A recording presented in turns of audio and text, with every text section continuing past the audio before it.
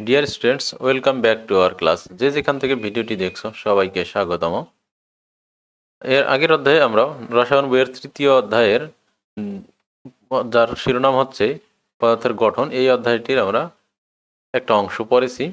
তো আজকে আমরা এই অধ্যায়ের যে বাকি অংশটা আছে সেই বাকি অংশ কন্টিনিউ করব। তো এখানে আজকে আমরা যেটা পড়ব সেটা হচ্ছে যে পরমাণুর মডেল। অর্থাৎ এর আগে আমরা পরমাণুর যে মৌলিক কণিকাগুলো আছে, পরমাণুর ধারণা, অণুর ধারণা, এগুলো কিভাবে কাজ করতেছে এগুলো নিয়ে আলোচনা করছি। আজকে আমরা যে পড়বো, অর্থাৎ একটা পরমাণুতে যে ইলেকট্রন প্রোটন মৌলিক যে কণিকাগুলোর কথা বলতেছি আমরা, ইলেকট্রন প্রোটন নিউট্রন, এগুলো কিভাবে সজ্জিত থাকে। তো আমরা দেখেছি যে এই যে পরমাণুর গঠন, পরমাণুটা কিভাবে গঠিত হয়, এটা নিয়ে যুগে যুগে বিজ্ঞানীরা কি করছে, দার্শনিকরা এগুলো নিয়ে কথা বলছেন। এবং এটা আজকের যে পরমাণু মডেল আমরা পাইছি, এটা কিন্তু একদিনে আসে নাই, এটা কিন্তু অনেক বছরের শত শত বিজ্ঞানের এটা কি কন্টিনিউয়াস যাদের যে প্রচেষ্টার ফলাফল। তো আস্তে আস্তে আজকের যে সঠিক মডেল এই দিকে আসা গেছে। তো এর আগে যে মডেলগুলো, সেই মডেলগুলোর মধ্যে ত্রুটি ছিল, সেই সীমাবদ্ধতা ছিল, এগুলোকে কোনোটাকেই আমরা ভুল বলবো না। তারা তাদের সাধ্যমতো চেষ্টা করে গেছেন এবং এটাকে পরবর্তীতে আস্তে আস্তে মডিফাই করা হয়ে গেছে। সো সেগুলোকে আমরা ভুল বলে অপমানিত করব না, সেগুলোকে আমরা বলি সীমাবদ্ধতা।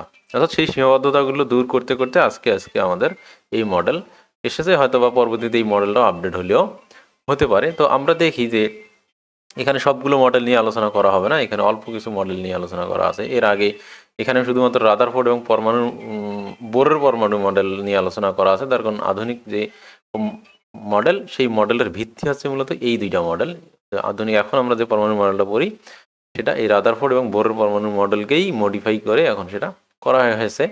তো এর আগেও অনেকগুলো মডেল দেওয়া ছিল, যে যে থমসনের প্লাম পুডিং যে মডেলটা ছিল, উনি উনি বলেছিলেন যে আধুনিক মডেলের সাথে এটা পুরাটাই 100% ইয়া ছিল, সাংঘর্ষিক ছিল, এই জন্য ওটাকে এখানে পড়ানো হচ্ছে না।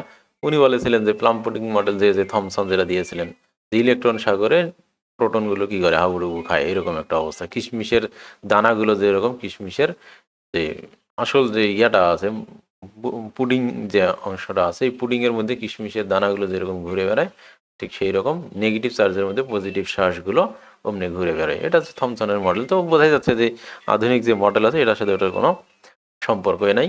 বাট রাদারফোর্ড এবং বোর যে মডেলটা দিয়েছেন এটাই হচ্ছে কি আধুনিক আধুনিক যে এখনকার যে সঠিক পরমাণু মডেল, এটার হচ্ছে ভিত্তি। এই জন্য এই দুইটাই এখানে পড়ানো হচ্ছে। তো আমরা কথা না বলে রাদারফোর্ডের পরমাণু মডেলটা শুরু করি। তো দেখি কি আছে সেই রাদারফোর্ডের পরমাণু মডেলে। তো 3.6.1 রাদারফোর্ডের পরমাণু মডেল। তো এই মডেল পড়ার আগে আমাদের মাথায় রাখতে হবে যে এতক্ষণ পর্যন্ত ইলেকট্রন, প্রোটন এবং নিউট্রন কি আবিষ্কৃত হয়ে গেছে। ইলেকট্রন, প্রোটন এবং নিউট্রন আবিষ্কৃত হয়ে গেছে। তো রাদারফোর্ড বলতেছেন কি, 1911 সালে, এগুলো এমসিকিউর জন্য মাথায় রাখবে, 1911 সালে এই জিনিসটা উনি দিয়েছেন। রাদারফোর্ড পরমাণু গঠন সম্পর্কে একটি মডেল প্রদান করেন। এই মডেল অনুসারে, এই মডেলটা উনি একটা পরীক্ষা করেছিলেন স্বর্ণপাত, সোনার পাতে তিনি সোনার পাত দ্বারাই পরীক্ষাটা করেছিলেন। সেই পরীক্ষাটাতে উনি যে রেজাল্টগুলো পেয়েছিলেন, উনি যেটা করেছিলেন যে একটা সোনার পাত, এটা এরকম, এটাকে আমি এইভাবে আঁকি, এরকম একটা পাতলা সোনার পাতে উনি কি করছিলেন, একটা পদার্থ, একটা ইয়া পাঠিয়ে দিয়েছিলেন। তো পরীক্ষাটা এরকম ছিল, এরকম ছিল একটা তোমার কি সোনার পাত। আর এইদিকে তিনি কি করেছিলেন, আলফা কণা কি, আলফা কণা এই সোনার পাতের মধ্য দিয়ে তিনি পরিচালনা করেছিলেন। এই পরিচালনা করে তিনি দেখতে পেয়েছিলেন যে অল্প কিছু কণা আছে কি করে, যেগুলো উল্টা দিকে ব্যাক আসে। বেশিরভাগ কণাই কি করে, বেশিরভাগই আলফা কণা সোজাসুজি কি হয়ে যায়, পাস করে দেয়। আর কিছু কণা আছে তোমার যেগুলো কি করে, হালকাভাবে বেঁকে যায়। এগুলো অ্যানিমেশন ভিডিও ইউটিউবে অনেক আছে, এইরকম করে পাস হয়ে যায়। একটু অল্প কিছু কণা আছে বাঁকা হয়ে যায়, আর বেশিরভাগ কণাই কি করে, সোজাসুজি পাস করে চলে যায়। এবং ওই এটা তিনি দেখেছিলেন কিভাবে, এই যে এইদিকে একটা ফটোগ্রাফিক প্লেট তিনি রেখেছিলেন, এটা হচ্ছে ফটোগ্রাফিক প্লেট। এই প্লেটের মধ্যে এই আলফা কণার প্রতিপ্রবাহ দেখেই তিনি বুঝেছিলেন যে এখানে অল্প কিছু কণা বিপরীত দিকে বেঁকে যাচ্ছে, তো অর্থাৎ এই জায়গায় কোনো প্রতিপ্রভাব পাওয়া যাচ্ছে না। আর বেশিরভাগ কণাই হচ্ছে সোজাসুজি চলে যাচ্ছে, আর অল্প কিছু কণা আছে বেঁকে যাচ্ছে। ঠিক আছে। তো এখান থেকে তিনি যে সিদ্ধান্তগুলোতে আসছেন সেই সিদ্ধান্তগুলো হচ্ছে 1 নম্বর দেখো যে মাঝখানে আলফা কণা যেহেতু মোটামুটি ভারী, তাহলে আলফা কণার চেয়ে ভারী কোনো জিনিস মিডিলে অবশ্যই অবশ্যই অবশ্যই আছে, নইলে এটা কি করতো না, এই যে অল্প কিছু কণা কি করতো না, ব্যাক করতো না। তার মানে ওই যেখানে সে যে জায়গায় আঘাত পেয়ে সে ব্যাক করছে সেটাও অবশ্যই পজিটিভ, সেটাও কি অবশ্যই পজিটিভ। এই পজিটিভ চার্জের ঠিক সোজা যেগুলো গেছে সেগুলো কি করছে, উল্টা দিকে ব্যাক করছে। আর এই পজিটিভ চার্জটার আশেপাশে দিয়ে যেগুলো গেছে সেগুলো কি হয়ে গেছে, বিকর্ষিত হয়ে বেঁকে গেছে। তার কারণ দুইটাই পজিটিভ, একজন একজনকে বিকর্ষিত করবে। আর বেশিরভাগ কণাই সোজাসুজি চলে গেল কেন, তখন বাকি সমস্ত জায়গায় ছিল কি ফাঁকা, বাকি সমস্ত জায়গা কি ছিল, ফাঁকা ছিল। ঠিক আছে, সমস্ত জায়গা ছিল ফাঁকা। এই বেঁকে যাওয়ার কারণ হচ্ছে পজিটিভ চার্জগুলো তাকে কি করছে, এখানে হয়তো একটা পজিটিভ ছিল সেটা তাকে বিকর্ষণ করছে, আর আশেপাশে হয়তো বা নেগেটিভগুলো ছিল সেটাও তাকে আকর্ষণ করছে। এই জন্য এই দুইজনের আকর্ষণ বিকর্ষণে সে কী করে গেছে, এইভাবে বেঁকে চলে গেছে। তার মানে এখান থেকে উনি ধারণা করছেন যে পরীক্ষার ফলাফলটাকে উনি এভাবে বিশ্লেষণ করছেন যে মাঝখানে ভারী এবং ধনাত্মক পদার্থ আছে, আর বাইরে আছে ঋণাত্মক, যেটার আকর্ষণে কণাগুলো বেঁকে গেছে। যেটার আকর্ষণ, যেটার বিকর্ষণে আর কেন্দ্রের পজিটিভ চার্জের আকর্ষণে বেঁকে গেছে। আর বেশিরভাগই সোজা দেওয়ার কারণ হচ্ছে যে এই যে মৌলের বেশিরভাগ পরমাণুর বেশিরভাগ অংশই হচ্ছে কি ফাঁকা। এই জন্য কী করতে পারছে, সেগুলো কোনো ধরনের ক্রিয়া প্রতিক্রিয়া না করে পজিটিভ চার্জগুলো সোজাসুজি চলে গেছে। তো ওইটাকে উনি ব্যাখ্যা করছেন যে আমরা এখন যদি দেখি যে পরমাণুর মধ্যে ভারী জিনিস তাহলে কি, যেটা আলফা কণার মতো ভারী একটা রেখে কি করবে, বিকর্ষণ করবে বা বেঁকে দেওয়ার মতো ক্ষমতা রাখে, এবং সেটা হচ্ছে মাঝখানে আছে। সেটা হচ্ছে তিনি কি করছেন, ভারী কণা প্রোটন এবং নিউট্রন। আর ইলেকট্রন তো কি খুবই হালকা, কারণ আমরা জানি ইলেকট্রন আপেক্ষিক ভরকে 0 ধরা হয়েছে, 1840 গুণ হালকা, তো বা 1800 গুণ। তো তার মানে এই যে মাঝখানে প্রোটন এবং নিউট্রনটা কি আছে, অবশ্যই ভারী জিনিস, সেটা মাঝখানেই থাকতে হবে, নইলে আলফা কণাকে সে বিকর্ষণ করতে পারবে না। আর বাইরে আছে ইলেকট্রনগুলো, সেগুলোর চার্জ নেগেটিভ, এই জন্য সে আলফা কণার আকর্ষণে আলফা কণা তাদেরকে এই মাঝখানের যে পজিটিভ যে নিউট্রন এবং প্রোটন আছে সেটা দ্বারা বিকশিত হয়ে যায়, তাদের দ্বারা কিঞ্চিত আকর্ষিত হয়ে তারা কি হয়ে গেছে, বেঁকে গেছে।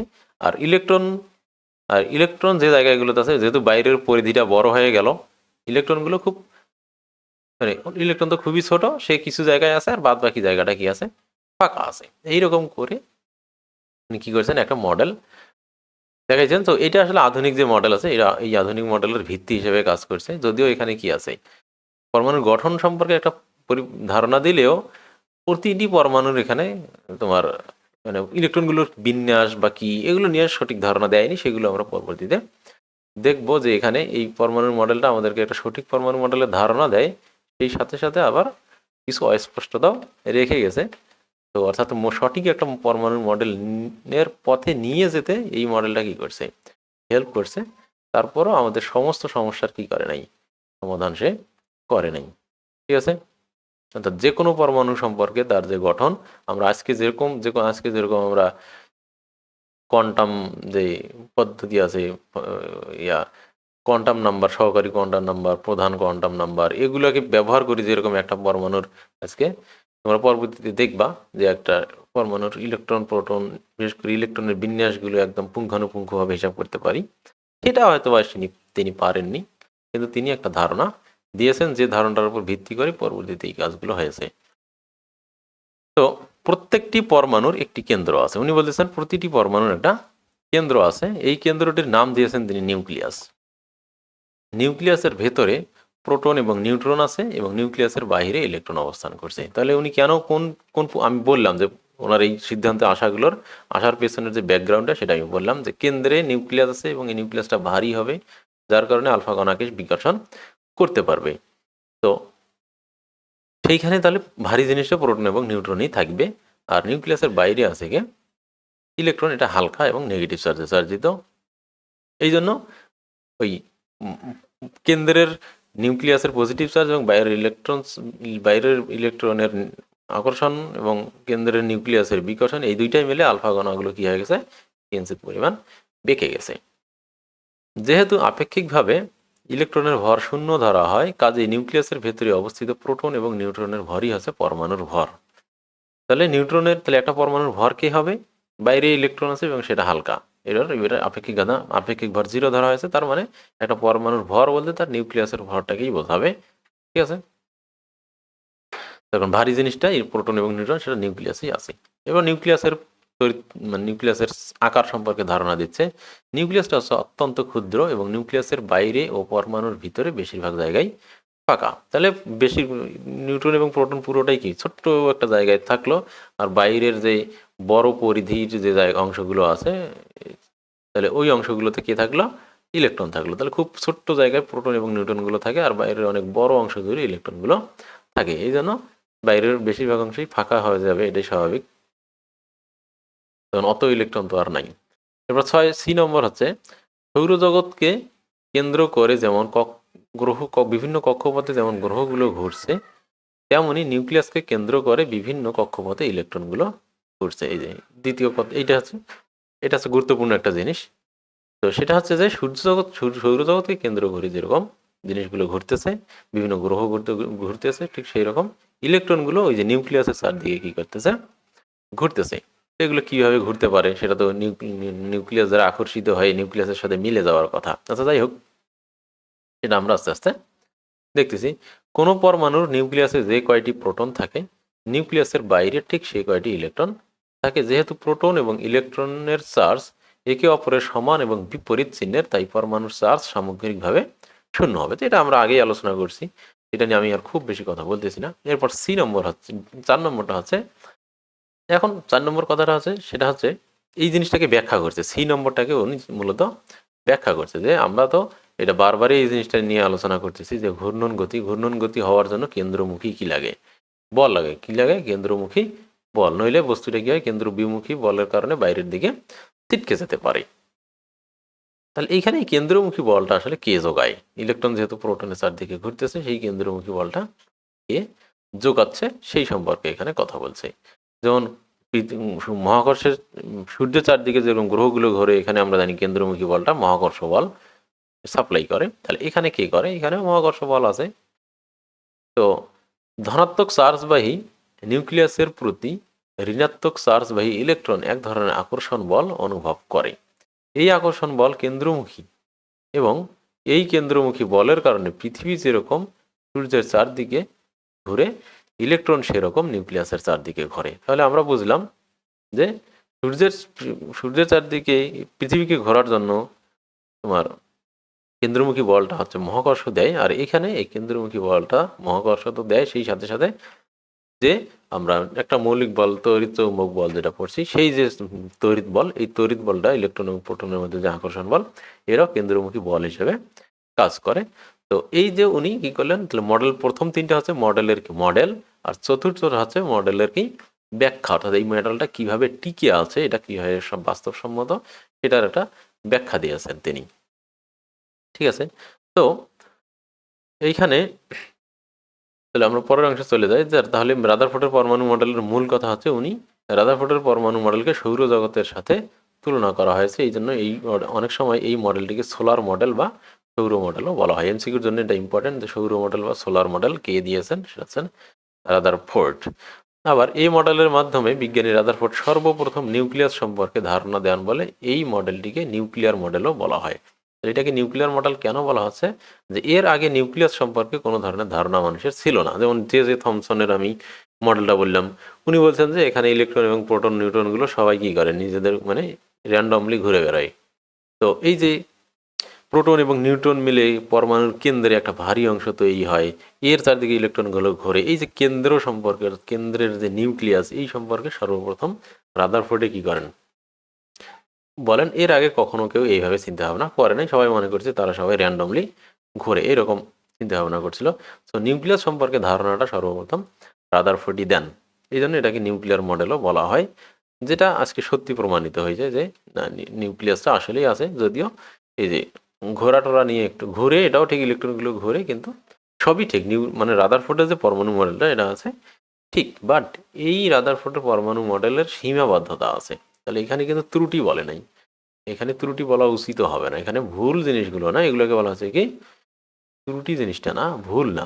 যেমন যে থমসনের মডেলটা আমরা বলতে পারি সেটা ভুল, তখন আধুনিক পরমাণু মডেলের সাথে ওনার ওই যে থমসনের পরমাণু মডেলের কি নেই, কোনো সম্পর্কই নেই। উনি বলতেছেন সবগুলো একসাথে থাকে, ইলেকট্রনের মাঝখানে প্রোটনগুলো ভেসে বেরোয়। তাহলে এটা তো একদম অ্যাবসার্ড কথা। ওই যে কিন্তু রাদারফোর্ডের যে পরমাণু মডেল এটা কিন্তু ভুল না, এটা বরং সঠিকের দিকে আমাদের নিয়ে গেছে। এর কিছু আছে কি সীমাবদ্ধতা, এই যে সীমাবদ্ধতা বলা হচ্ছে যে এগুলো আমাদের সব প্রশ্নের উত্তর দিতে পারে নাই, কিন্তু একটা মৌলিক ধারণা দিতে পারছে। রাদারফোর্ডের রাদারফোর্ড এই সর্বপ্রথম নিউক্লিয়াস এবং ইলেকট্রন সম্পর্কে, ইলেকট্রনের যে কক্ষপথ এটা সম্পর্কে ধারণা দেন। মানে নিউক্লিয়াস, তিনি বললেন কি নিউক্লিয়াস থাকে মাঝখানে কেন্দ্রে, আর এর চারদিকে ইলেকট্রনগুলো কি ঘোরে। তাহলে ওইটা হচ্ছে ইলেকট্রনের কক্ষপথ, আর মাঝখানে থাকে প্রোটন এবং নিউট্রন সম্বলিত ইলেকট্রন। তিনি সর্বপ্রথম একটি গ্রহণযোগ্য পরমাণু মডেল প্রদান করলেও তার পরমাণু মডেলের কিছু সীমাবদ্ধতা ছিল। সেই সীমাবদ্ধতাগুলো হচ্ছে, আমরা যদি নিচের দিকে যাই, 1 নম্বর হচ্ছে এই মডেল ইলেকট্রনের কক্ষপথের আকার এবং আকার বা ব্যাসার্ধ বা আকৃতি সম্পর্কে ধারণা দিতে পারেনি। তাহলে বিষয়টা হচ্ছে এরকম, তিনি বললেন যে নিউক্লিয়াসের চারদিকে ইলেকট্রনগুলো ঘোরে। এখন আমি তো প্রশ্ন করতেই পারি কত দূর দিয়ে ঘোরে, ব্যাসার্ধ কত, নিউক্লিয়াস থেকে ইলেকট্রনের দূরত্বটা কতটুকু হবে, বা যদি একাধিক ইলেকট্রন থাকে তাহলে তারা কি একজনের পিছিয়ে আরেকজন ঘুরবে, নাকি একজন কাছ দিয়ে ঘুরবে একজন দূর দিয়ে ঘুরবে, নাকি এটা তো ত্রিমাত্রিক, একজন যদি পূর্ব থেকে পশ্চিম ঘুরে আরেকজন উত্তর থেকে দক্ষিণ ঘুরবে। এই যে বিভিন্ন ধরনের কোশ্চেনগুলো কি চলে আসতেই পারে, এই কোশ্চেনের অ্যান্সার উনি দিতে পারেন। বিষয়টা এরকম যে তোমার বাসা, তুমি থাকো কোথায়, আমি তো থাকি পৃথিবীতে, কথা তো সত্য, তাই না? পৃথিবীতেই থাকে, কিন্তু পৃথিবীতে বিভিন্ন দেশ আছে, শহর আছে, গ্রাম আছে, বাড়ি আছে। তো এগুলো তো কি স্পেসিফিকেশন করতে হবে যে আমি অমুক দেশের অমুক জেলার ওই ওই শহরের ওই গ্রামে ওই বাসায় থাকি, আমার বাসা নং এত, হোল্ডিং নং এত, এরকম স্পেসিফিক করতে পারতেছি না। তো রাদারফোর্ডের ইয়াটা হচ্ছে অনেকটা ওই রকম যে আমি একটা ওই দেশে বাস করি বা ওই পৃথিবীতে বাস করি, কথা সত্য, কিন্তু এটাকে কি করতে পারতেছে না, একদম স্পেসিফিক করতে পারতেছে না তার লোকেশনটা। ঠিক আছে, তো ওটা কিন্তু ভুল না, বাট সীমাবদ্ধতা। ঠিক আছে, তো এরপর হচ্ছে দ্বিতীয় যে উনি একটুখানি এখানে একটু ওনার তুলনাটা ঠিক হয় নাই, সেটা হচ্ছে সৌরজগতে সূর্য এবং গ্রহগুলোর সামগ্রিক কোনো আধান বা চার্জ নেই। তাহলে সৌরজগতের ক্ষেত্রে পৃথিবী এবং সূর্যের মধ্যে কি নেই, কোনো চার্জ নাই, এখানে কোনো তড়িৎ বল কাজ করে না, শুধুমাত্র মহাকর্ষীয় বলের কারণে যে কেন্দ্রমুখী বল যোগায় সেটার মাধ্যমেই তারা ঘুরতে সক্ষম হয়। কিন্তু ইলেকট্রন এবং প্রোটনগুলোর মধ্যে তো মহাকর্ষ বল আছে, সেই সাথে সাথে এগুলো আবার কি চার্জ বিশিষ্ট, অর্থাৎ এদের চার্জ কি বিপরীত চার্জ আছে। কাজেই চার্জবিহীন সূর্য এবং গ্রহগুলো যেভাবে মহাকর্ষীয় বলের প্রভাবে চারদিকে ঘুরতেছে, তাহলে নিউক্লিয়াস এবং ইলেকট্রনের চার্জযুক্ত হওয়ার ফলে একইভাবে ঘুরতেছে। তাহলে এখানে একটু কেমন হয়ে গেল না, যে ওরা ঘুরতেছে শুধুমাত্র মহাকর্ষ বল, তাদের যে কেন্দ্রমুখী বল যোগাচ্ছে সেটার কারণেই ঘুরতেছে, আর এইখানে আবার মহাকর্ষ বল আছে, আবার তড়িৎ বল আছে, দুইটাই মিলে মহাকর্ষ এই কেন্দ্রমুখী বলটা কিভাবে যোগাচ্ছে, এটা কিভাবে ব্যালেন্স হচ্ছে। তাহলে এই জিনিসটার যে তুলনাটা, এই তুলনাটা বলতেছে এটা সঠিক তুলনা হয়নি। তার কারণ ওরা হচ্ছে কি চার্জবিহীন অবস্থায় ঘুরতেছে শুধুমাত্র মহাকর্ষীয় বলের কারণে, আর এখানে তো এরা চার্জিত, মহাকর্ষ বল তো এদের মধ্যে কাজ করছেই, সেই সাথে সাথে তড়িৎ বল নামে আর একটা বল কাজ করছে। তো এখানে তুলনাটা একটু কি হয়েছে, গোজামিলি হয়ে গেছে। তাহলে এখানে ঠিক কিভাবে কাজ করতেছে, দুইটা বল একসাথে মিলে কিভাবে মহাকর্ষ বলটা যোগাচ্ছে, এখানে একটা কি হয়ে গেছে, অস্পষ্টতা তৈরি করে ফেলছে। আর দ্বিতীয়টা হচ্ছে যেটা আমি বলছি, একের অধিক ইলেকট্রন যখন থাকবে সেই ইলেকট্রনগুলো কিভাবে নিউক্লিয়াসের চারদিকে পরিভ্রমণ করবে সেটা এই সম্পর্কে বলা নাই। ঠিক আছে, তাহলে একটা মৌল একটা ইলেকট্রন মনে করো যে যাচ্ছে, সেইটারই তো কি করতে পারতেছে না, কত দূর দিয়ে ঘুরতেছে সেটা বলতে পারতেছে না। আর একাধিক ইলেকট্রন মিললে তো আরো মনে করো যে ভয় পেয়ে যাবে, তবে কি অবস্থা, একটার উত্তরে দিতে পারতেছি না, আবার বলতেছে যে অনেক ইলেকট্রন যদি থাকে তাহলে কি হবে। ঠিক আছে, তো এই যে সমস্যাগুলো, এই সমস্যাগুলো থেকেই যাচ্ছে। আর 4 নম্বর যে সমস্যা, ম্যাক্সওয়েল, উনি পরবর্তীতে ম্যাক্সওয়েল এমন একটা জিনিস আবিষ্কার করছেন, তিনি আসলে রাদারফোর্ডের পরমাণু মডেলের যে ধারণাটা, এই ধারণাটাকে কি করে দিয়েছেন, মানে ওনার ম্যাক্সওয়েলের কথা অনুযায়ী রাদারফোর্ডের পরমাণু মডেল কি পুরাটাই ভুল, কিন্তু আসলে ভুল না, সেটা পরবর্তীতে সংশোধন করছেন বোর। ম্যাক্সওয়েল কি বলতেছেন, উনি একটা জিনিস আবিষ্কার করছেন, সেইটা হচ্ছে ইলেকট্রন নিউক্লিয়াসকে কেন্দ্র করে ঘূর্ণনের সময় ক্রমাগত শক্তি হারাতে থাকবে। অর্থাৎ একটা চার্জিত বস্তু, একটা পজিটিভভাবে চার্জিত বস্তুর চারদিকে যদি একটা নেগেটিভভাবে চার্জিত বস্তু ঘুরতে থাকে, তাহলে এদের মাঝখানে যে আকর্ষণ বল তৈরি হবে, এই আকর্ষণ বলের কারণে তোমার নিউক্লিয়ার ইলেকট্রনটা নেগেটিভ চার্জটা আস্তে আস্তে আস্তে আস্তে কি করবে, তার কক্ষপথটা ছোট করবে। সে একেবারেই এখানে চলে আসতে পারবে না, তার কারণ তার মধ্যে একটা কি আছে, ঘূর্ণন শক্তি আছে, ঠিক আছে।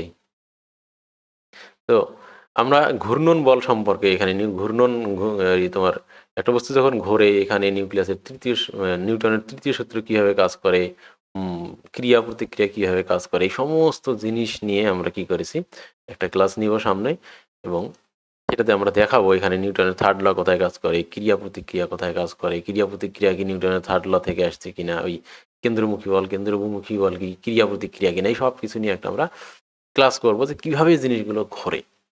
তো তো এই যে ঘুরতেছে, তাহলে এটা কিন্তু নিউক্লিয়াসের আকর্ষণে আস্তে আস্তে তার কক্ষপথটা ছোট হবে, অর্থাৎ সে শক্তি হারাতে থাকবে, হারাতে হারাতে হারাতে হারাতে দেখো এখানে সে আস্তে আস্তে আস্তে কী করবে, কেন্দ্রে পতিত হবে। তাহলে নিউক্লিয়াসের রাদারফোর্ডের যে পরমাণু মডেল, তো এটা তো এক মুহূর্তে কী হয়ে যাবে, ধূলিসাৎ হয়ে যাবে। তাহলে কীভাবে ইলেকট্রনগুলো তাহলে কীভাবে টিকে আছে, ইলেকট্রনগুলো তাহলে কীভাবে টিকে থাকতে পারে, তারা তো তাহলে কি যে আবার ওই যে থমসনের কথাটাই সত্য হয়ে গেল কিনা, ইলেকট্রন প্রোটন সব একসাথে থেকে যায়, তাই কিনা।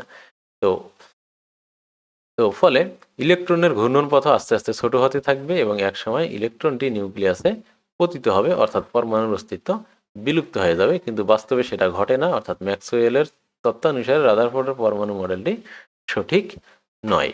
তাহলে পরমাণু মডেল ওনার কি হলো, উনি আসলেই সঠিক, আসলে কিন্তু কি সঠিক, কিন্তু ম্যাক্সওয়েলের যে থিওরি এবং পরমাণুর মধ্যে এই দুইটাতে কি আছে, এই দুইটাতে একটা কি করতে হবে, একটা ব্যাখ্যা, গ্রহণযোগ্য ব্যাখ্যা দাঁড় করতে হবে। ম্যাক্সওয়েলের সাধারণত যখন ইলেকট্রনের চারদিকে, প্রোটনের চারদিকে ইলেকট্রন এমনিতে নর্মালি ঘুরবে, তখন সেটা গিয়ে পতিতই হবে।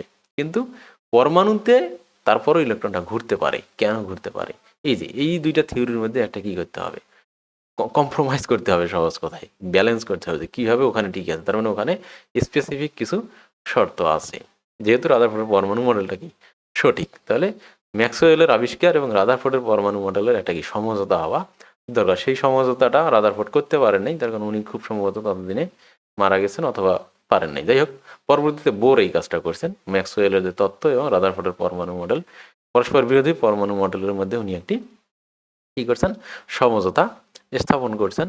তো এই ছিল রাদারফোর্ডের পরমাণু মডেলের সীমাবদ্ধতা। এটাকে আমরা ভুল বলবো না, তার কারণ উনি যে পরীক্ষাটা করছেন, উনি নিউক্লিয়াস সম্পর্কে ধারণা দিয়েছেন, কক্ষপথ সম্পর্কে ধারণা দিয়েছেন, এই জিনিসগুলো কিন্তু সঠিক। এই ধারণাগুলোই কিন্তু মানুষকে কী করছে, পরবর্তীতে বোর বা অন্যান্য বিজ্ঞানী যারা ছিলেন তাদেরকে সামনের দিকে এগিয়ে নিয়ে যেতে সাহায্য করছেন। ওনার যেহেতু নিউক্লিয়াস এবং কক্ষপথের ধারণাটা সঠিক প্রমাণিত হয়েছে, এখন এটাকে কিভাবে টিকিয়ে রাখা যায়, এটা কিভাবে টিকে থাকে, এটা আসলে কিভাবে কাজ করে, ইলেকট্রনগুলো কিভাবে সজ্জিত থাকে, এটা নিয়ে পরবর্তীতে বিজ্ঞানীরা কাজ করছেন। তাদেরকে আর নতুন করে তার গঠন সম্পর্কে গবেষণা করতে হয় নাই, বরং গঠনটা আবিষ্কার হয়েই গেছে রাদারফোর্ডের হাত ধরেই, এবং এই গঠনটাকে এখন স্পেসিফাই করতে হবে। অর্থাৎ তারা পৃথিবী খুঁজে পেয়ে গেছে, এখন পৃথিবীর মধ্যে বাসাটা কোথায় সেটা খুঁজবে। আর আগে তো মনে করো পৃথিবীকেই খুঁজে পায় নাই, এই বিভিন্ন মানুষ কোথায় বাস করে, মনে করো মানুষ যদি খোঁজে, এলিয়েন যদি মানুষ খুঁজতে চায় বা আমরা, তাহলে প্রথমে তো যখন তারা জানে না যে পৃথিবী নামক গ্রহে মানুষ বাস করে, বা একজন স্পেসিফিক মানুষকে যদি খুঁজতে চায়, তা সে সর্বপ্রথম কি পুরো মহাবিশ্বেই খুঁজতেছে। অনেকটা আগে ছিল ওইরকম পুরো মহাবিশ্বেই খোঁজার মতো। এখন জানতে পারলো যে না, মানুষ নামক ইয়াটা সৌরজগতের মধ্যে বাস করে, তাহলে জিনিসটা কি হলো, ইজি হয়ে গেল। তাহলে সৌরজগৎ, তাহলে আর বাকি মহাবিশ্বে আর খোঁজা লাগলো না। তাহলে এখন সৌরজগতে এই যে পৃথিবীগুলো কোথায় আছে, পৃথিবীটা ঠিক কোন জায়গায় আছে, এখানে তো 9টা বা 11টা গ্রহ, তাহলে পৃথিবীটাকে খুঁজে বের করা ইজি হবে। তাহলে সূর্য চারদিকে কীভাবে গ্রহগুলো ঘুরতেছে, এখন এই জিনিসটা বোঝাটাই হচ্ছে কি এলিয়ানদের কাজ। এটা যদি তারা পারে তাহলে পৃথিবীকে খুঁজে পাবে, তাহলে তারা মানুষকে খুঁজে পাবে। তাহলে এইরকম সৌরজগৎকে খুঁজে পাওয়ার মতো কাজটা আসলে কি করে দিছে, রাদারফোর্ড করে দিয়েছে। এখন বাকি বিজ্ঞানীরা যে কাজ করছে, এখন সৌরজগতের চারদিকে এই যে গ্রহগুলো কেমনে ঘুরতেছে, তাহলে এই গ্রহের মাঝখানে পৃথিবী কোন জায়গায় আছে, তাহলে এর লোকেশনটা আমাকে খুঁজে বের করতে হবে, অর্থাৎ ইলেকট্রনের লোকেশনগুলো খুঁজে বের করতে হবে, ইলেকট্রনগুলো এক্স্যাক্টলি কীভাবে ঘোরে, কেমনে ঘোরে, কোন জায়গা দিয়ে ঘোরে। ঠিক আছে, আশা করি বুঝতে পারছো রাদারফোর্ডের পরমাণু মডেল এবং বোর বা পরবর্তী পরমাণু মডেলের সম্পর্কটা ঠিক কোন জায়গায় এবং কোন জায়গায় হচ্ছে রাদারফোর্ড সফল। তো রাদারফোর্ডের পরমাণু মডেলের যে ত্রুটি বা সীমাবদ্ধ বলাটাই বেটার, সংশোধন করে 1913 খ্রিস্টাব্দে বিজ্ঞানী নিলস বোর পরমাণুর একটি মডেল প্রদান করেন। এই মডেলকে বোরের পরমাণু মডেল বলা হয়। বোর পরমাণু মডেলের মতবাদগুলো হচ্ছে এরকম। তো কীরকম, 1 নম্বর হচ্ছে যে পরমাণুতে যে সকল ইলেকট্রন থাকে সেগুলো নিউক্লিয়াসকে কেন্দ্র করে ইচ্ছা মতো যে কোনো কক্ষপথে ঘুরতে পারে না। এই যে, তাহলে ইনি কি করে দিলেন, ইনি বের করলেন যে না, ইলেকট্রনগুলো ম্যাক্সওয়েল যেরকম বলছেন যে একটা, যখন তোমার এখানে মাঝখানে কি থাকবে, নিউক্লিয়াস থাকবে, আর এখানে চারদিকে ইলেকট্রনগুলো ঘুরবে। এখন এখানে কক্ষপথ, বেশ কিছু কক্ষপথ থাকবে, বা কক্ষপথ ইলেকট্রনগুলো ইচ্ছা মতো কি করতে পারবে না, কক্ষপথ বাছাই করতে পারবে না। অর্থাৎ একটা সুনির্দিষ্ট ব্যাসার্ধ দূরে একটা সুনির্দিষ্ট পথেই ইলেকট্রনগুলো কি করতে পারবে, ঘুরতে পারবে। সেগুলোকে বলা হচ্ছে অনুমোদিত কক্ষপথ। র্যান্ডমলি দ্বারা এই দুই কক্ষপথের মাঝখানে এই জায়গায় চলে আসবে, এইরকম হবে না। ঠিক আছে, আমি যদি আর একটা আঁকি তাহলে বুঝতে সুবিধা হবে।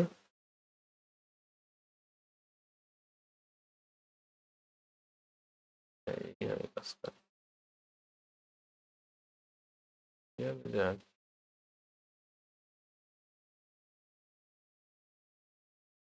এই যে এইরকম, আচ্ছা মনে করি যে আমরা এই যে প্রথম যে কক্ষপথটা আছে, এইটা একটা কক্ষপথ, এই কক্ষপথে ইলেকট্রনগুলো ঘুরতে পারবে, আর এই কক্ষপথে ইলেকট্রনগুলো ঘুরতে পারবে, এই নির্দিষ্ট দুই জায়গাতে ঘুরতে পারবে। এর মাঝখানে যত কক্ষপথ আছে এই জায়গাগুলোতে যে কোনো জায়গায় ইচ্ছা করলে ইলেকট্রন যে কোনো জায়গায় পজিশনে এসে ঘুরতে পারবে না। ম্যাক্সওয়েল যেরকম বলছেন যে উনি কি আস্তে আস্তে কি করবে, তারা এরকম করে ছোট ছোট হইতে হইতে হইতে হইতে যে কোনো পজিশনে কিন্তু সে তারা কি করতে পারবে, চলে আসতে পারবে, এরকম করে করে আস্তে আস্তে। কিন্তু ম্যাক্সওয়েল বলছেন না, ইলেকট্রনগুলো এরকম একটা ফিক্সড কোনো একটা পজিশনে ঘুরতে পারবে, হয় এখানে অথবা এখানে, মাঝখানে কোনো জায়গায় তারা থাকতে পারবে না। এই যেটা বলছে ইচ্ছা মতো যে কোনো কক্ষপথে ঘুরতে পারে না, শুধুমাত্র শুধু নির্দিষ্ট ব্যাসার্ধের কতগুলো অনুমোদিত বৃত্তাকার কক্ষপথেই ঘোরে। এই বৃত্তাকার কথাটা মনে রেখো, আসলে কিন্তু সব বৃত্তাকার না, এখানেও একটুখানি ত্রুটি হয়ে গেল। তো এই নির্দিষ্ট ব্যাসার্ধের অনুমোদিত বৃত্তাকার কক্ষপথগুলোকে প্রধান শক্তি স্তর বা শেল বা অরবিট বা স্থির কক্ষপথ বলে। তাহলে এই যে অনুমোদিত অনুমোদিত যে বৃত্তাকার পথেই সে ঘুরতে পারবে, সেটাই হচ্ছে কি প্রধান শক্তি স্তর বলছে। যেরকম স্টেডিয়ামে আমরা সাধারণত যে স্টেডিয়ামগুলোতে যে কোনো জায়গায় কি মানুষ বসতে পারে, মাঝখানে থাকে কি, মাঝখানে খেলার মাঠ থাকে, তার মাঝখানে খেলার মাঠ, তারপর কি এখানে একটা কি থাকে, তোমার ফাঁকা জায়গা থাকে, তারপর তোমার ইয়াগুলো শুরু হয়, স্টেজগুলো শুরু হয়। এখন স্টেজগুলোর সব প্রত্যেকটা জায়গাতেই কি মানুষ বসতে পারে, বসতে কিন্তু পারে না। এখানে খেলার মাঠ, তারপর একটা গ্যাপ রাখা হয় চতুর্দিকেই, তারপর কি এরকম করে স্টেজগুলো চতুর্দিকে সাজানো থাকে। যেখানে সিট আছে এখানে একটা এইগুলোতে প্রত্যেকটাতেই কি আসন দেওয়া থাকে, তারপর মাঝখানে একটুখানি গ্যাপ রাখে যেখানে মানুষ পা রাখতে পারে, উপরের মানুষগুলো। তাহলে কি এইখানে কি, তারপর এইখানে সব মানুষ বসে। এখন কেউ যদি মনে করে না আমি এই যে ভাই, ওই যে দুই জনের মাঝখানে তো একটুখানি ফাঁকা জায়গা আছে, আমি একটু সিপার মধ্যে বসে খেলাটা দেখি বা একটু দাঁড়ায় খেলা দেখি, তাহলে এটা কিন্তু হবে না। মানুষগুলোকে কি করতে হবে, যে দুই সারি যে আছে, দুই সারির যে সিটগুলো আছে সেই সিটগুলোতে বসেই মানুষকে কি করতে হবে, খেলা দেখতে হবে। তাহলে যে টিকিট আছে, আবার উপরে কি আছে, ভিআইপি কেবিন থাকে উপরে, যেগুলো যত বেশি উঁচুতে থাকে সেগুলোর আবার দাম বেশি। তাহলে এখানকার মানুষ যদি ভিআইপি কেবিনে, ভিআইপি যে স্টেজ আছে সেখানে যাইতে যদি চায়, তাহলে তার অনুমতি লাগবে, টাকা বেশি দিতে হবে, তারপর উপর থেকে দেখতে হবে। আর নিচের দিকে সিনেমা হলে সাধারণত থাকে, নিচের দিকে যেগুলো থাকে সেগুলো কি গ্রাউন্ড, ওগুলোর টিকিটের দাম কম। একটু যারা মিডিলে, উপরে যেগুলো থাকে, যত উপরে হয় সেই টিকিটের দাম কিন্তু কি বেশি থাকে। তাহলে চাইলেই কিন্তু একজন ব্যক্তি কি করতে পারতেছে না, নিচে যে যে নিচে টিকিট কাটছে সে কিন্তু উপরে যাইতে পারবে না, তাকে উপরে যাওয়ার জন্য উপরে টিকিট কাটা লাগবে, আরো উপরে যাওয়ার জন্য আরো উপরে টিকিট কাটা লাগবে। চাইলেই কিন্তু সে কি করতে পারবে না, যে ওই যে মাঝখানে কোথাও থাকতে পারবে না। এইরকম কি থাকে, এই ইলেকট্রনগুলোর ক্ষেত্রেও এরকম একটা সিস্টেম কাজ করে, যে তারা কিছু অনুমোদিত কক্ষপথ আছে, সেই অনুমোদিত কক্ষপথগুলোতেই ঘুরতে পারবে। এর বাইরে অন্য কোনো কক্ষপথ, ওই দুই কক্ষপথের মাঝখানে, দুই রাস্তার মাঝখানে তারা থাকতে পারবে না। এই যে অনুমোদিত যে কক্ষপথগুলো আছে, যেগুলো স্টেডিয়ামের আমরা আসন আসন বলতেছি, সেইগুলোকে বলা আছে প্রধান শক্তি স্তর, শেল বা অরবিট বা স্থির কক্ষপথ বলা হচ্ছে। এখন এই যখন স্থির কক্ষপথে কোনো একটা ইলেকট্রন ঘোরে, স্থির কক্ষপথে ঘোরার সময় ইলেকট্রনগুলো কোনোরূপ শক্তি শোষণ বা বিকর্ষণ করে না। অর্থাৎ তার মধ্যে একটা নির্দিষ্ট পরিমাণ শক্তি অর্জন করার পর সে ওই কক্ষপথে ঘুরতে থাকে। যেরকম একটা নির্দিষ্ট টাকা দিয়ে আমি ওই টিকিট কাটছি, টাকা কাটার পর ওইখানে বসে খেলা দেখবো, সেও কী করে ওই জায়গায় ওইমনি ঘোরে। কারণ ওই জায়গায় আমি যখন টিকিট কেটেই ফেলছি, তখন ওই জায়গায় খেলা দেখার জন্য আমাকে কিন্তু আর এক্সট্রা টাকাও দিতে হবে না, কেউ আমাকে আর এক্সট্রা টাকা দিবে না। এখন আমি যদি এরকম অপশন থাকতো যে না আমি এখন কি করতে চাই, কক্ষপথ চেঞ্জ করতে চাই, আমি আমার সিট আসন সংখ্যা কি করতে চাই, চেঞ্জ করতে চাই, তাহলে আমি যদি উপরের আসন সংখ্যায় যাইতে চাই তাহলে আমাকে কি করতে হবে, আরো বেশি টাকা দিয়ে একটা ভালো টিকিট কেটে উপরের স্টেজে যাইতে হবে। আবার যদি আমি নিচে নামতে চাই, যদিও বাস্তবে এই সুযোগটা থাকে না, যদি থাকতো তাহলে আমি কি করতাম, আমার ওই টিকিটটা ফেরত দিয়ে একটা কম দামি টিকিট নিয়ে নিচের আসনে বসে কি খেলাটা দেখতাম বা সিনেমাটা বা মুভিটা দেখতাম। তাহলে তাহলে তখন আমাকে, তাহলে আমি কি, যখন আমি নিচের কক্ষপথে আসবো তখন আমাকে কিছু টাকা দেওয়া হবে, অর্থাৎ আমাকে, ঠিক আছে, আমার ভ্যালু একটুখানি কমে গেল। আর যখন উপরে উঠতে চাই তখন আমাকে আরো বেশি টাকা দিতে হচ্ছে, শক্তি আসলে আরো কি করতে হচ্ছে, আমাকে ধনী হওয়া লাগতেছে। তো এইরকমভাবে আমরা জিনিসটা কি করতে পারি, মাথায় রাখতে পারি। তো একটা নির্দিষ্ট কক্ষপথে থাকার সময় ইলেকট্রনগুলো শক্তি শোষণও করে না, বিকিরণও করে না, কিন্তু তার মানে এখানে বোঝা যাচ্ছে যে ইলেকট্রনগুলো যদি হায়ার কক্ষপথে যাইতে চায় তাহলে তাদেরকে বেশি শক্তি অর্জন করে শক্তিশালী হইতে হয়, টাকাওয়ালা হইতে হয়। আর যখন লোয়ার কক্ষপথে আসতে হয় তাদেরকে কি করতে হয়, গরিব হওয়া লাগে, টাকা কম থাকা লাগে, অর্থাৎ শক্তি কি করে, সে কোনোভাবে শক্তি হারায় ফেলে গরিব হয়ে যায়, তখন সে কি করে নিচের কক্ষপথে আসতে পারে। তো এইভাবে কক্ষপথগুলো কি হয়, চেঞ্জ হয়। তো এই যে সুনির্দিষ্ট একটা ব্যাখ্যা তিনি দিলেন কিভাবে ইলেকট্রনগুলো কি করতেছে, একটা কক্ষপথে নির্দিষ্ট অনুমোদিত কক্ষপথে কিভাবে ইলেকট্রনগুলো ঘুরতেছে সেই সম্পর্কে একটা সুনির্দিষ্ট ধারণা তিনি দিলেন। তো এই কক্ষপথগুলোকে তিনি কি করছেন, বিভিন্ন ধরনের নাম দিয়েছেন। ঠিক আছে, সর্বপ্রথম যেটা নিউক্লিয়াসের সবচেয়ে কাছের যে কক্ষপথ সেটা হচ্ছে 1, অর্থাৎ এগুলোকে এন বলতেছেন, এর মানগুলোকে তিনি বলতেছেন এন। তাহলে সবচেয়ে কাছের যে কক্ষপথ সেটার জন্য এন এর মান হচ্ছে 1, তারপরের কক্ষপথ 4 জন্য এন এর মান 2, তারপরের জন্য এন এর মান 3, অর্থাৎ প্রথম কক্ষপথ মানে এন দিয়ে যে কোনো আমরা নাম্বার বুঝি, প্রথম কক্ষপথের জন্য সেটা 1, দ্বিতীয় কক্ষপথের জন্য 2, এগুলো ক্যালকুলেশনের জন্য লাগে, এই জন্য ওইভাবে নাম্বারিং করা আছে। তো অন্যভাবে বলা যায় n সমান 1 হলে কে শক্তি স্তর, এই প্রথম শক্তি স্তরটার আবার আরেকটা নাম দিয়েছেন উনি, এটাকে বলা আছে কে শক্তি স্তর। তাহলে কে শক্তি স্তর যখন বলবো তার মানে কে এর জন্য, কে শক্তি স্তরের জন্য তার শক্তি স্তরের যে ক্রম, n হচ্ছে একটা ক্রমিক নাম্বারের, শক্তি স্তরের ক্রমিক নাম্বারের একটা তোমার প্রতীক, যেটা দিয়ে ক্রমিক নাম্বার বোঝানো হচ্ছে। তাহলে কে শেলের জন্য ক্রমিক নাম্বারটা হচ্ছে 1, ঠিক আছে। তারপরে এন দ্বার ক্রমিক নাম্বার 2, অর্থাৎ 2 নম্বর যে কক্ষপথটা আছে সেটাকে বলা আছে শেল বা কক্ষপথ, তাকে বলা আছে কে এল। তারপরটাকে বলা আছে এম, তারপরটাকে বলা আছে এন। তাহলে এল এর জন্য 2, তাহলে এম এর জন্য এন এর মান হবে কি 3, আর ক্যাপিটাল এন এর জন্য স্মল এন এর তার সিরিয়াল নাম্বার হবে 4, ঠিক আছে। তাহলে এগুলো হচ্ছে কি প্রধান শক্তি স্তরের প্রতীক। প্রধান শক্তি স্তরগুলোকে কে এল এম দ্বারা প্রকাশ করা হয়, প্রথমটাকে কে, দ্বিতীয়টাকে এল, তারপরটাকে এম, তারপরটাকে এন, এরকম করে কি করা হয়েছে, নামকরণ করা হয়েছে, ঠিক আছে। মানে এরকম করে যে চতুর্দিকে ঘুরতে থাকে এই কক্ষপথগুলো। তাহলে সর্বপ্রথম যে কক্ষপথ এটাকে বলা হবে এম, তারপরে কক্ষপথটাকে বলা আছে সরি কে, প্রথমটা আছে সর্বপ্রথম যেটা সেটা হচ্ছে কে, কি এলো, তাহলে এটাকে বলা হচ্ছে কে, তারপর এটা এল, তারপর এটা হচ্ছে এম, যদি আরো চতুর্দিকে থাকতো তাহলে সেটা হচ্ছে এন। তো তাহলে বুঝতে পারছি তাহলে কে এর জন্য এন তার ক্রমিক নাম্বার এন, ছোট হাতের এন আছে, তার ক্রমিক নাম্বার নির্দেশ করতেছে সেটা হচ্ছে 1, এল এর জন্য 2, এম এর জন্য 3, মানে সিরিয়ালি নামগুলো মনে রাখলেই তোমাদের কি থাকবে, এগুলো বুঝতে পারবা তোমার, ঠিক আছে, মনে থাকবে। তাহলে এন সমান যদি 4 হয় তাহলে প্রধান শক্তি স্তর হবে এন, এগুলো তার প্রতীক বা সংকেত বোঝার জন্য। এরপর হচ্ছে এগুলো আমরা পরে আরো ডিটেলসে দেখব যে কিভাবে ইলেকট্রনগুলো প্রত্যেকটা কক্ষপথে থাকে। তো বোর মডেল অনুসারে কোনো শক্তি স্তরে ইলেকট্রনের কৌণিক ভরবেগ, অর্থাৎ আমরা জানি যে এখন ভরবেগ, কৌণিক ভরবেগ জিনিসটা আসলে আমরা ভরবেগ সম্পর্কে পড়ছি যে কোনো একটা জিনিসের ভর এবং বেগের গুণফলকেই বলা হয় কি ভরবেগ। এখন এটা তো আর সোজাসুজি চলে না, এরা চলে কি বৃত্তাকার পথে। এখন বৃত্তাকার পথে যখন ঘোরে তখন এই বেগটাকে আমরা কৌণিক বেগ বলি, ওমেগা দ্বারা প্রকাশ করা হয় কৌণিক বেগকে। বৃত্তাকার পথে যখন কোনো কিছু ঘোরে কৌণিক বেগ, তাহলে তাহলে একটা তার সেই বস্তুর একটা কি আছে, ভর আছে। তাহলে সেই ভর এবং তার কৌণিক বেগের গুণফলটাকে বলা আছে কৌণিক ভরবেগ। এটার জন্য আলাদা রাশিমালা আছে, এটা আমরা পরে দেখবো, বৃত্তাকার গতি বা ইন্টারমিডিয়েটে আছে, তোমাদের এখানে নাই। এমনি জাস্ট মনে রাখার জন্য মনে রাখো যে সরলরৈখিক পথে চলার জন্য যেমন ভরবেগ রাখে, ঠিক সেরকম একটা জিনিস যখন বৃত্তাকার পথে ঘোরে তখন এখানে কৌণিক ভরবেগ নামক একটা কি আছে, কনসেপ্টের আলোচনা করা আছে, যেটা মোটেই সরলরৈখিক ভরবেগের মতো না, এটা একটুখানি অবশ্যই আলাদা হবে। তো এই যে কৌণিক ভরবেগের সংজ্ঞা আছে, আমরা জানি রৈখিক ভরবেগ হচ্ছে এম ইন্টু ভি, আর কৌণিক ভরবেগ হচ্ছে এম ইন্টু ভি ইন্টু আর, অর্থাৎ সে কত ব্যাসার্ধের পথে ঘুরতেছে, ঠিক আছে। ব্যাসার্ধটা যত বেশি হবে রৈখিক ভরবেগের সাথে সেই ব্যাসার্ধটা যদি আমরা গুণ করে দিই তাহলে তার কৌণিক ভরবেগ পেয়ে যাব। ঠিক আছে, তাহলে একটা বস্তু যদি ভি আর তার রৈখিক বেগ, যাই হোক রৈখিক বেগ কৌণিক বেগ এগুলো নিয়ে আমরা পরে আলোচনা করবো। তাহলে এম ভি আর এটা ইন্টারমিডিয়েট এগুলি আছে, তাহলে এই যে তার কৌণিক ভরবেগ, সেই কৌণিক ভরবেগটা হবে N H by twice pi. এটা তার ইকুয়েশন হিসেবে তোমরা মাথায় রাখবে, এটা হবে তার মান। ঠিক আছে, যে কোনো একটা কক্ষপথের কৌণিক ভরবেগের মান হচ্ছে এইটা। এখানে এনটা হচ্ছে তার, ওই যে এন মানে ওয়ান হলে কি প্রথম কক্ষপথের জন্য, প্রথম কক্ষপথে যদি আমরা কৌণিক ভরবেগ বের করতে চাই তাহলে এন এর মান দিতে হবে কি ওয়ান, দ্বিতীয় কক্ষপথে তার জন্য টু দিতে হবে, তার জন্য এন এর মান থ্রি।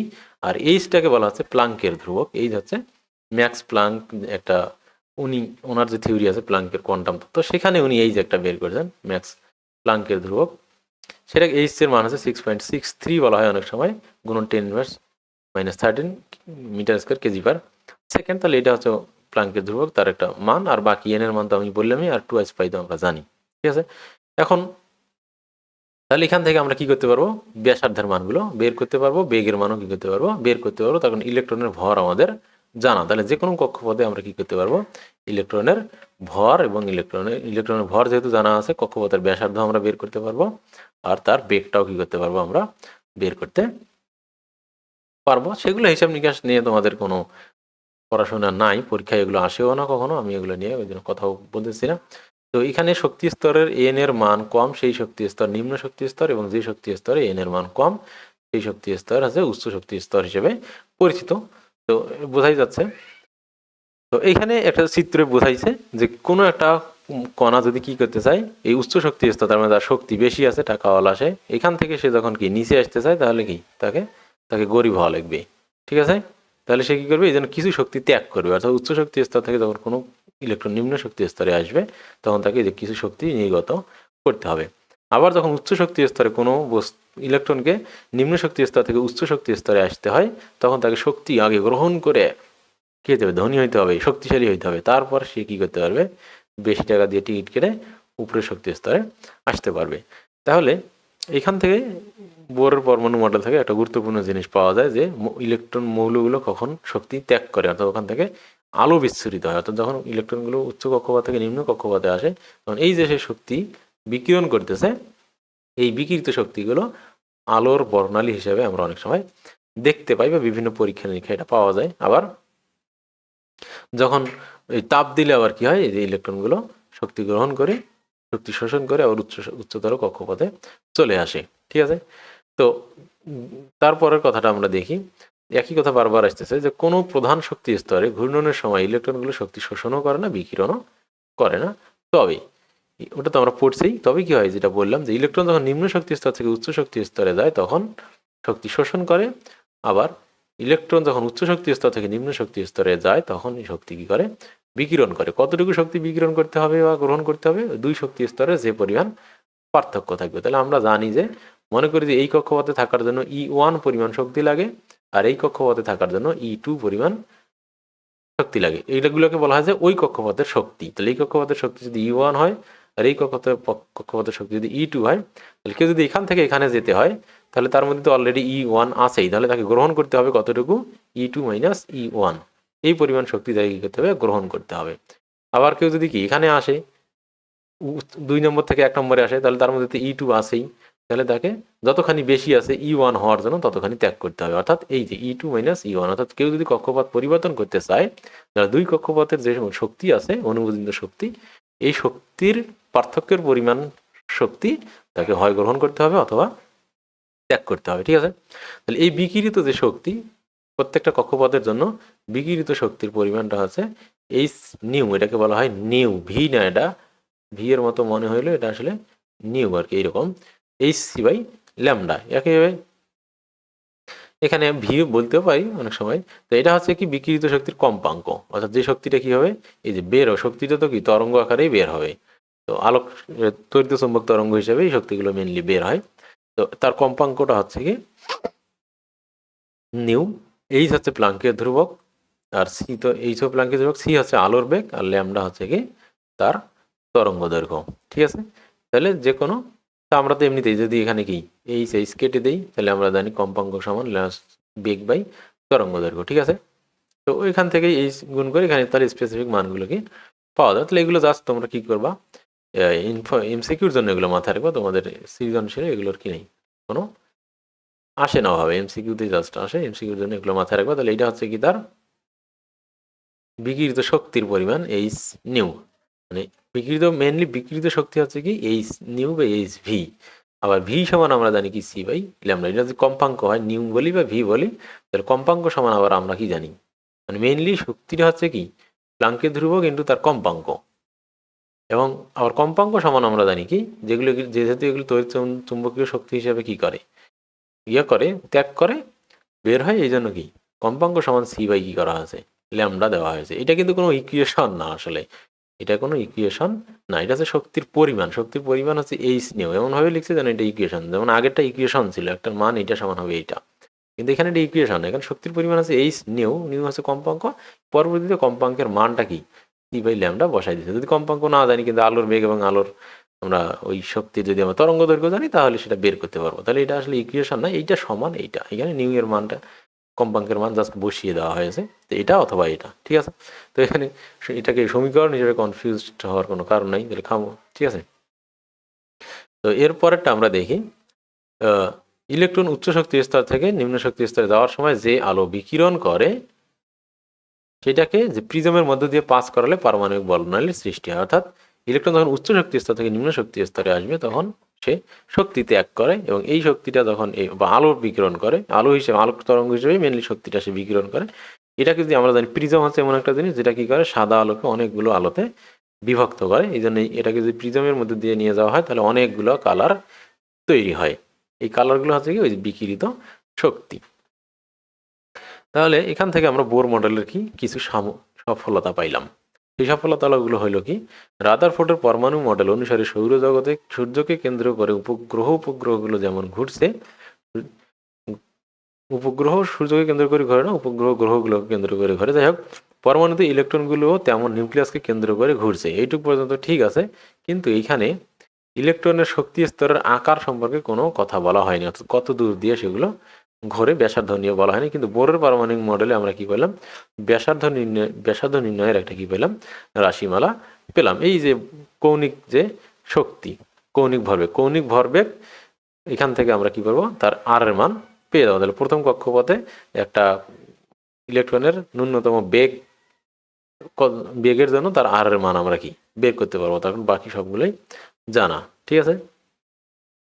তাহলে একটা নির্দিষ্ট বেগে নির্দিষ্ট কক্ষপথে চলমান যে ইলেকট্রন সে কত দূর দিয়ে ঘুরবে সেখান থেকে আমরা আর এর মান কি বের করতে পারবো, সেটার জন্য উনি একটা ইকুয়েশন দাঁড় করাইছেন, ঠিক আছে। তো দ্বিতীয় কথা হচ্ছে যে রাদারফোর্ডের পরমাণু মডেলে পরমাণুর শক্তি শোষণ করলে বা বিকিরণ করলে পরমাণুর গঠনে কি ধরনের পরিবর্তন হয় সেটা বলা হয়নি। ওই যে রাদারফোর্ডের পরমাণু যেমন ম্যাক্সওয়েলের তত্ত্ব অনুযায়ী কি হয়ে যায় যে সে ক্রমাগত শক্তি শোষণ করে আস্তে আস্তে নিম্ন কক্ষপথে আসে। তার মানে সে কি করে আস্তে আস্তে যে কোনো কক্ষপথে এমনি র্যান্ডমলি কি আসতে পারে। আমরা দেখলাম কি সে কি করতে পারে র্যান্ডমলি ছোট হয়, এরকম করে ধারাবাহিকভাবে ছোট হয় ম্যাক্সওয়েলের কথা অনুযায়ী। কিন্তু রাদার বোর বললেন যে না, ওরা এরকম করে র্যান্ডমলি হইতে পারে না। সেই ইলেকট্রন ঘুরলে ইলেকট্রনটা শক্তি ত্যাগ করে, ভালো কথা, সে এই কক্ষপথে আছে ত্যাগ করে সে এই কক্ষপথে আসবে। তাহলে সে কন্টিনিউয়াসলি ত্যাগ করে আসতে এখানে তারপর এখানে এখানে এখানে এইভাবে আসবে, এটা পারবে না। সে কি করবে ত্যাগ করতে করতে করতে করতে যখন তার মানটা এখানে আসবে তখন সে লাফ দিয়ে এখানে আসতে পারবে, কিন্তু তার আগ পর্যন্ত সে এখানেই থাকবে, এখানেই ঘুরতে থাকবে, মাঝখানে আসতে পারবে না। বিষয়টা হচ্ছে এরকম, অর্থাৎ তাকে শক্তিটা একসাথে সব মানে মানে সব পরিমাণ শক্তি একসাথে গ্রহণ করতে হবে। যেরকম মনে করো এইখানে থাকার জন্য তার 10 জুল শক্তি প্রয়োজন, আর এইখানে থাকার জন্য তার মনে করো 5 জুল শক্তি প্রয়োজন উদাহরণ হিসাবে।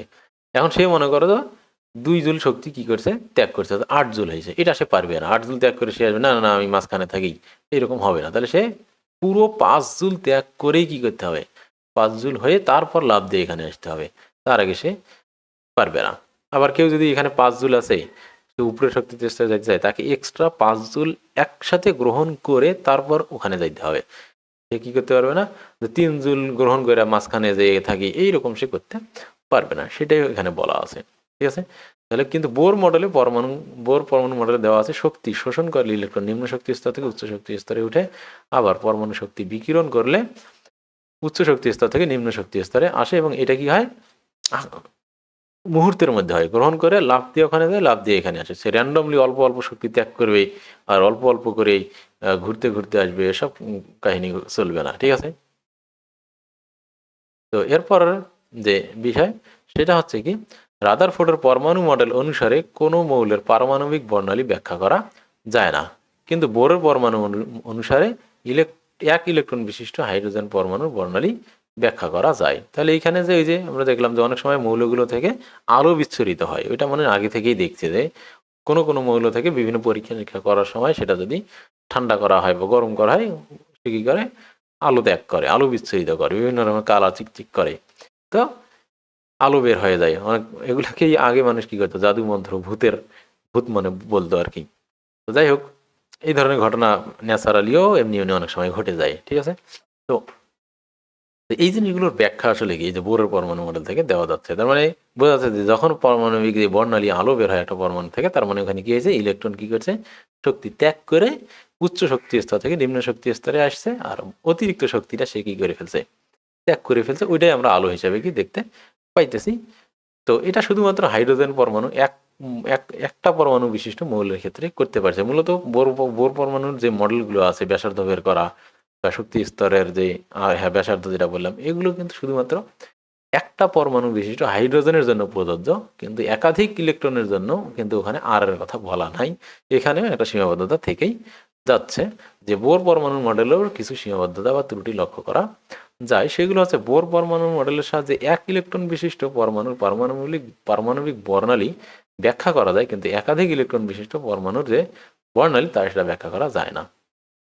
তাহলে একটা পরমাণু না হয় হইলো, কিন্তু অনেকগুলো পরমাণু যখন হবে তখন কি হবে, কে কোন কক্ষপথে থাকবে, কখন কে শক্তি গ্রহণ করবে, আগে কি নিচেরটা নাকি উপরেরটা নাকি আগে, এই যে যখনই বেশি ইলেকট্রন আসতেছে তখনই কি হয়ে যাচ্ছে, ঘাপলা হয়ে যাচ্ছে।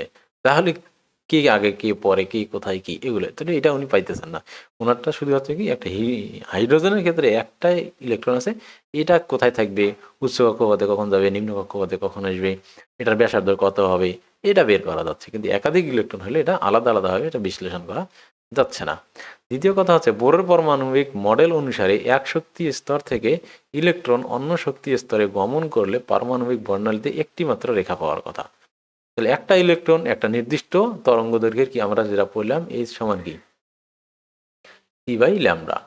তাহলে আমরা তাহলে কি করবে, একটা নির্দিষ্ট ইলেকট্রন একটা নির্দিষ্ট শক্তি কি করবে, ত্যাগ করবে। তাহলে ত্যাগকৃত শক্তিটা কি, এই সি বাই ল্যামডা। তার ল্যামডার আমরা জানি যে ল্যামডা এটাও ধ্রুবক এটাও ধ্রুবক, ল্যামডা ফিক্সড মান, তাহলে সেই ল্যামডাও ফিক্সড। তাহলে একটা নির্দিষ্ট শক্তির যখন নির্দিষ্ট শক্তি যখন সে ত্যাগ করবে, তাহলে তার তরঙ্গ দৈর্ঘ্য তো একটা নির্দিষ্টই হবে। নির্দিষ্ট তরঙ্গ দৈর্ঘ্যের জন্য একটা নির্দিষ্ট আলো পাওয়ার কথা। আমরা জানি যে প্রত্যেকটা তরঙ্গ দৈর্ঘ্যের আলো ভিন্ন ভিন্ন হয়। তা সবুজ আলোর একটা তরঙ্গ দৈর্ঘ্য, নীল আলোর একটা তরঙ্গ দৈর্ঘ্য, লাল আলোর একটা তরঙ্গ দৈর্ঘ্য। মূলত কালারটা তরঙ্গ দৈর্ঘ্যের উপর কি করে, ডিপেন্ড করে, ঠিক আছে। তাহলে একটা মাত্র রেখা পাওয়ার কথা, কিন্তু বাস্তবে কি একটা রেখা পাওয়া যায় না।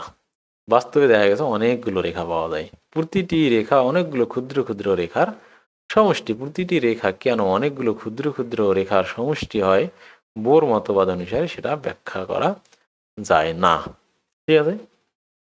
আবার একাধিক ইলেকট্রনের ক্ষেত্রে তো এটা যায়ই না। তাহলে বোরের পরমাণুর মডেল অনুসারে পরমাণুতে শুধু বৃত্তাকার কক্ষপথ বিদ্যমান, যেমন আমরা পড়ছি, দেখলাম যে সে বলছে যে শুধু বৃত্তাকার কক্ষপথ ঘুরে একটা তার ব্যাসার্ধ থাকে, কিন্তু পরে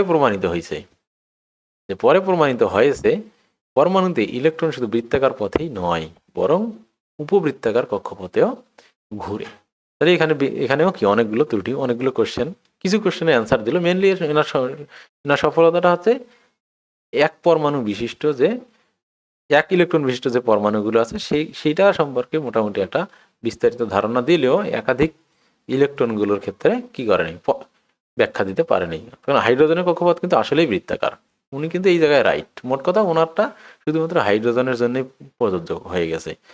হাইড্রোজেনের কক্ষপথ আসলেই কি বৃত্তাকার, কিন্তু যখন ইলেকট্রনের সংখ্যা হায়ার লেভেলে চলে যায়, অনেক বেশি হয়, পর্যায় সারণী যখন আমরা নিচের দিকে আসি আস্তে আস্তে, তখন ইলেকট্রনের সংখ্যা বাড়ে, কেউ বৃত্তাকার পথে ঘোরে, কেউ উপবৃত্তাকার পথে ঘোরে। এই যে এত পেঁচালো উত্তর উনি কি করতে পারেন, দিতে পারেনি, বাট কিছু তো দিতে পারছেন। তার মানে কি এটা আর এক ধাপ এগিয়ে গেছে, হাইড্রোজেনটা পারছে, এরপর আস্তে আস্তে কি হবে, আপডেটেড হয়েছে। তার মানে এনার কি আছে, অনেক বেশি সফলতা এখানে আছে। তো প্রথম জনই যদি একেবারেই সব ব্যাখ্যা দিয়ে দিত তাহলে তো কি হইতো না, আমাদেরকে এত পড়াশোনা করা লাগতো না। ঠিক আছে, তাহলে পরমাণু শক্তি স্তরে ইলেকট্রন বিন্যাস এখন তো ওইটা আমরা পড়লাম। এখন মাঝখানে এর মধ্যে দিয়ে অনেক ঘটনা ঘটিয়ে গেছে। আমরা যে শক্তি স্তর পড়তেছি এটা কিন্তু আধুনিক এই পরমাণু শক্তি স্তর ইলেকট্রনের এখন আধুনিক, এখন এর মাঝখানে অনেক বিজ্ঞানী অনেক কাজ করে করে করে করে আমরা যে শক্তি ইলেকট্রন বিন্যাসটা করবো এই পর্যায়ে নিয়ে আসছে। মাঝখানে কিন্তু অনেক গ্যাপ, এই গ্যাপগুলো কে কিভাবে কাজ করছে এগুলো অনেক ধীরে ধীরে হয়েছে, এগুলো নিয়ে আর পড়ানো হচ্ছে না। আমরা সরাসরি এখন চলে আসবো যে এখন সর্বশেষ আপডেটেড যে পরমাণু মডেল এইখানে ইলেকট্রনগুলো কিভাবে থাকে সেইটা নিয়ে আমরা এখন আলোচনা করব। এটা কে কে ডিজাইন করলো কি করলো এগুলো আমরা পড়বো না। এখানে অনেকগুলো আছে, আউফ বাউফ নীতি আছে, তারপর আরো কার কার অনেকগুলো পোলের বর্ধন নীতি আছে, অনেকগুলো নীতি আছে। আমরা এগুলো স্পেসিফিক করবো না, আমরা জাস্ট কিভাবে থাকে সরাসরি সেই যে নিয়মগুলো সেগুলোই এখানে পড়বো। মাঝখানে অত বিস্তারিত ব্যাখ্যাগুলো আর করবো না, এগুলো ইন্টারমিডিয়েটে বিস্তারিত আলোচনা করা আছে যে এখানে কিভাবে জিনিসগুলো আস্তে আস্তে আপডেটেড হইলো। তো আমরা এখন চলে যাই যে সর্বশেষ যে এখন যে ইলেকট্রনের মডেল আছে, এই ইলেকট্রনের এই পরমাণুর মডেল আছে, এই পরমাণুর মডেলে ইলেকট্রনগুলো কিভাবে সজ্জিত থাকে।